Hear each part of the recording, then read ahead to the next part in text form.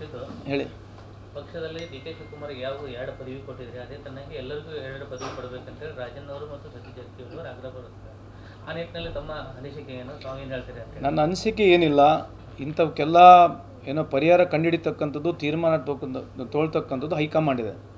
So ಇವೆಲ್ಲ ಇಂಥವಕ್ಕೆ ಏನೇ ಡಿಫ್ರೆನ್ಸ್ಗಳು ಬಂದಾಗ, ನಮ್ಮಲ್ಲಿ ಭಿನ್ನಮತಗಳು ಬಂದಾಗ ಹೈಕಮಾಂಡೇ ಇದಕ್ಕೆ ಸೂಕ್ತವಾದಂಥ ನಮಗೆ ಮಾರ್ಗದರ್ಶನ ನೀಡ್ತದೆ. ಸಿದ್ದರಾಮಯ್ಯ ಅವರು ಬದಲಾಗ್ತಾರೆ ಅಂತ ಅದೊಂದು ದೊಡ್ಡ ಮಟ್ಟದ ಚರ್ಚೆ ನಡೀತಾರೆ.